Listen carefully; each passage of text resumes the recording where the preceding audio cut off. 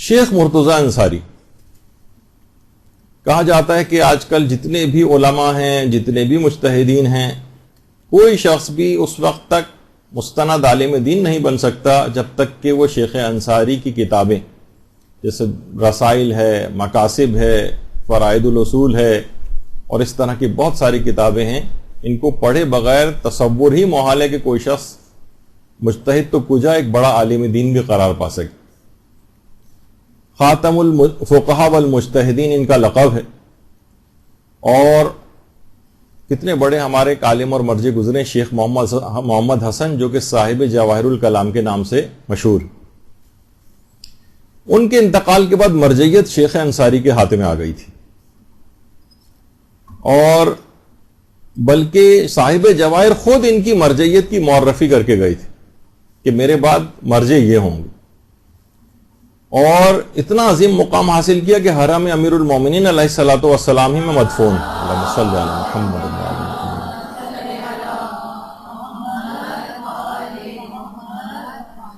اور بہت زیادہ پرانے نہیں ہیں، 13ویں صدی ہجری کے ہی عالم دین ہیں، اور ان کی پیدائش بھی عید غدیر 18 ذی الحجہ کے روز ہوئی تھی، اور حضرت جابر بن عبداللہ انصاری کی نسل سے شیخ مرتضیٰ انصاری۔ ان کی والدہ نے ان کی پیدائش سے پہلے خواب دیکھا تھا کہ چھٹے امام جعفر صادق علیہ الصلوۃ والسلام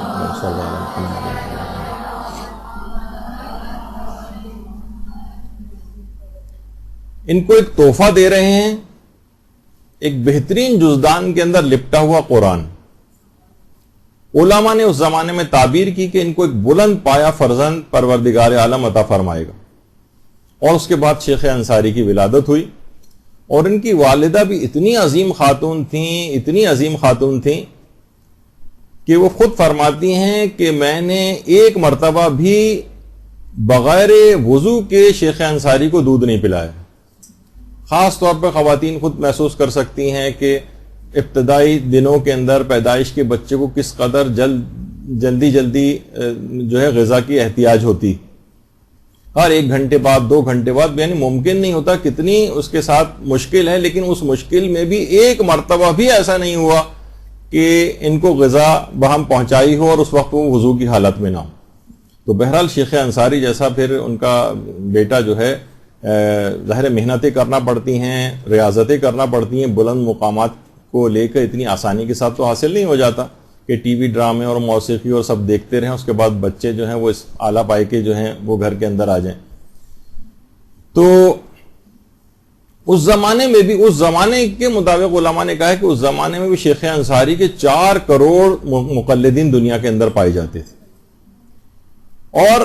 زہد و تقوی کا یہ عالم تھا کہ انتقال کے بعد کل 17 تومان ان کے پاس تھے، بس 17 تومان، اور اتنا ہی تقریباً مقدار میں قرض تھا۔ وہ پوری کی پوری رقم جو بچی ہوئی تھی وہ قرض کی ادائیگی میں صرف ہوئی، اور ان کے کفن اور دفن وغیرہ کے اخراجات بھی ایک صاحب ایمان نے خود برداشت کی۔ تو یہ ہیں شیخ انصاری۔ اب شیخ انصاری نے اتنا بلند مقام کیسے حاصل کیا؟ باقاعدہ ایران میں ان کی شخصیت کے کارناموں کے اعتراف پہ ڈاک ٹکٹ بھی جاری کیے جاتے ہیں، اور ایک احترام تو ان کے متعلق ملتا ہے کہ شیخ انصاری کے اتنے بڑے مقام کو حاصل کرنے میں جو دخیل ہے کہ بلوغ کے پہلے دن سے لے کر انتقال والے دن تک ایک دن بھی ایسا نہیں گزرا جس دن انہوں نے نماز جعفر تیار نہ پڑھی۔ کتنا عظیم مقام حاصل کیا نماز جعفر تیار، اور صرف یہ نہیں بلکہ روزانہ کے بھی کچھ جو مجتہدین کے کچھ دستور العمل اور طریقہ کار ہوتے ہیں، کبھی آپ اس متعلق بھی دلچسپی رکھیں کہ علماء اپنے روزانہ کے معمولات ان کے کیا ہوتے ہیں، کس طرح سے وہ کون سے اعمال روز انجام دیتے ہیں۔ تو فرائض کے علاوہ روایات میں ملتا ہے کہ نوافل یومیہ کی بالکل پابندی کرتے تھے، ہر نماز کے ساتھ، واجب نماز کے ساتھ جو نوافل ہوتے ہیں۔ اس کے علاوہ دعائیں بہت کثرت سے پڑھتے تھے، تعقیبات نماز کو کبھی فراموش نہیں کرتے تھے، اور روزانہ قرآن کا 1 پارہ روز تلاوت کرتے تھے شیخ انصاری۔ زیارت جامعہ روز پڑھا کرتے تھے، زیارت عاشورہ روز پڑھا کرتے تھے، اور نماز جعفر تیار روز پڑھا کرتے تھے۔ تو اتنا بڑا مقام شیخ انصاری نے حاصل کر لیا کہ کوئی شخص آج مجتہد نہیں بن سکتا، بڑا عالم دین نہیں بن سکتا جب تک کہ شیخ انصاری کی کتابوں کا مطالعہ نہ کر لے۔ اور آج بھی صاحبان ایمان جو ایک رسم جاری ہوئی ہے، بہترین رسم 40 پر نجف سے کربلا پیدل جانے کی، اس کو سب سے اولین طور پر نجف سے کربلا جانے کے اعتبار سے اس کی ابتدا شیخ انصاری نے کی تھی، اور ان کے بعد کچھ عرصے کے لیے موقوف ہو گیا تھا سلسلہ، پھر محدث نوری نے دوبارہ اس سلسلے کو جاری کیا۔ تو یہ بھی جتنا بھی ثواب ایک لحاظ سے ثواب جاریہ جس رسم کی ابتدا انہوں نے کی تھی، آج بھی شیخ انصاری کی روح کو پہنچتا ہوگا۔ تو بہت آپ نے دیکھا کہ کتنی چیزیں ایسی ہیں کہ واقعتاً صرف شیخ انصاری کی بات نہیں، آیت اللہ بہجت کے متعلق بھی بات کہی جاتی کہ مرجعیت کی کتنی ان کے پاس، سوچئے کہ ذمہ داریاں تھیں، کتنی زیادہ مصروفیات ہوتی ہیں ایک مرجع کے پاس۔ ان تمام مصروفیات میں سے بھی 24 گھنٹے میں سے 12 گھنٹے عبادت خدا انجام دیتے تھے آیت اللہ بہجت، 12 گھنٹے، اور 24 گھنٹے میں سے فقط 4 گھنٹے سوتے تھے بس۔ اور کہتے تھے کہ واقعتاً جو جس اعتبار سے نمازیں پڑھتے تھے، کہتے تھے اگر لوگ نماز کی لذت کو محسوس کر لیں تو انہیں اندازہ ہو کہ دنیا میں کوئی لذت نماز کی لذت کے مقابلے میں نہیں۔ اور آج لوگ کتنا گھبرانے لگیں کہ بھئی آپ کے تو یہ ختم ہی نہیں ہوتے، اور 36واں اور 35واں چلے جا رہا ہے، کب ختم ہوں گے، یعنی انتظار کریں گے درس کب ختم ہوں گے نماز کے۔ جیسے میں نے کہا تھا نماز وحشت خبر ان لوگ بھی پڑھی جاتی ہے جو خود نماز سے وحشت کر رہے ہوتے۔ تو بہرحال اتنی لذت انگیز چیز ہے یہ نماز، جیسے کہ واقعتاً حج کے سلسلے میں بھی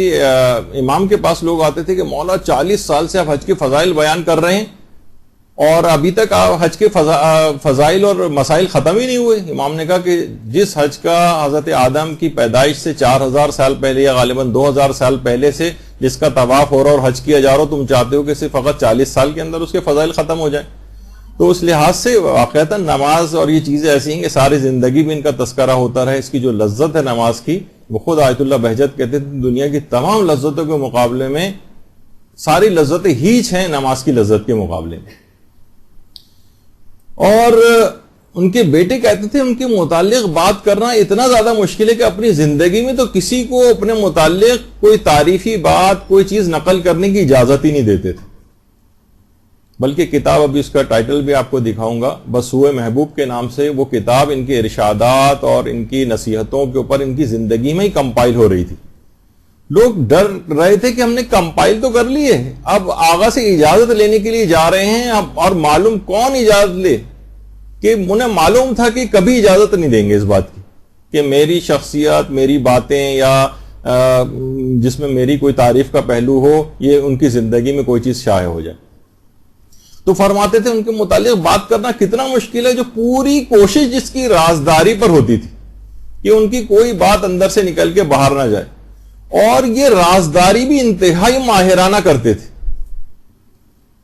انتہائی ماہرانہ۔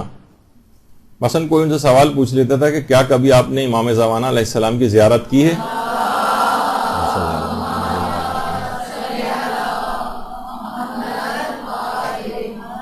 تو وہ فرماتے تھے کہ میں یہ نہیں کہتا کہ مجھے امام زمانہ کی زیارت نہیں ہوئی۔ بڑے ماہرانہ انداز سے یعنی اس طرح کا جواب دیتے تھے، یعنی انکار بھی نہیں کیا اور یہ بھی نہیں کہا کہ ہاں مجھے زیارت ہوئی ہے، لیکن اس انداز و طریقہ، اور ہمیشہ باتوں کو کسی اور کی طرف نسبت دے کر یا ایسا توریہ وغیرہ جسے کہا جائے کیا کرتے تھے کہ لوگوں کو یہ پتہ نہیں چل پاتا تھا کہ یہ جو معارف چیزیں یا کوئی معجزہ یا کرامت بیان کر رہے ہیں یہ اپنے متعلق ہے، کسی اور کی بات بیان کر رہے ہیں۔ تو یہ ان کا ایک طریقہ کار تھا، اور اس حد تک کبھی تدریس کے لیے بھی جا رہے ہوتے تھے، پڑھانے، کبھی یہ نہیں کہتے تھے کہ میں درس و تدریس کے لیے جا رہا ہوں، میں پڑھانے کے لیے جا رہا ہوں، کہتے تھے میں مباحثے کے لیے جا رہا ہوں۔ کبھی نہیں کہتے تھے کہ میرے شاگرد، نہیں، کہتے تھے مباحث ہیں میرے۔ ہم جس طرح ایک برابر کی سطح کا ایک شخص ہوتا ہے، طالب علموں کو بھی ایسے ہی سمجھتے تھے۔ ان کے بھی روزانہ کے جو معمولات تھے آیت اللہ بہجت کے، ان میں حدیث قصہ کی روزانہ تلاوت کرتے تھے۔ آج بہت سے احمق حدیث قصہ کی سندوں اور اس کے اوپر اسے انداز کی بحثیں کرنے لگے ہیں کہ لوگوں میں تشکیک پیدا کر رہے ہیں۔ روزانہ حدیث قصہ کی تلاوت کرتے تھے، روزانہ زیارت جامعہ کی تلاوت کرتے تھے، روز کثرت کے ساتھ استغفار کرتے تھے. نماز شب کسی دن ایسا نہیں ہوتا تھا کہ نماز شب چھوٹ جائے، روز نماز شب پڑھتے تھے. ہر نماز کے بعد جو خاص تعقیبات ہیں وہ پڑھا کرتے تھے، اور زیارت عاشورہ 100 لعن اور 100 سلام کے ساتھ روزانہ پڑھتے تھے، اور روزانہ 1000 مرتبہ سورہ قدر کی تلاوت بھی کرتے تھے. اور اس کے علاوہ محمد و آل محمد علیہ السلام پر کثرت سے درود بھیجتے تھے. اللہم صلی علی محمد و آل محمد. اور روزانہ نماز جعفر طیار کو پڑھا کرتے تھے. تو کتنے بڑے بڑے مقامات کو ان علماء نے حاصل کیا ہے، جو ہم اپنی لاپرواہی میں، دین سے بے رغبتی میں، اور نماز جعفر طیار کسی کو پڑھنے کو کہہ دیا جائے تو وہی کہا کہ تھوڑی دیر بھی اسے 10 مرتبہ تسبیحات رکوع میں پڑھنا پڑ جائیں تو کمر میں درد ہونے لگتا ہے، زیادہ دیر کھڑا ہونا پڑ جائے تو پاؤں میں چینٹیاں دیکھنے لگتی ہیں. یہ ہم لوگوں کی صورتحال ہے،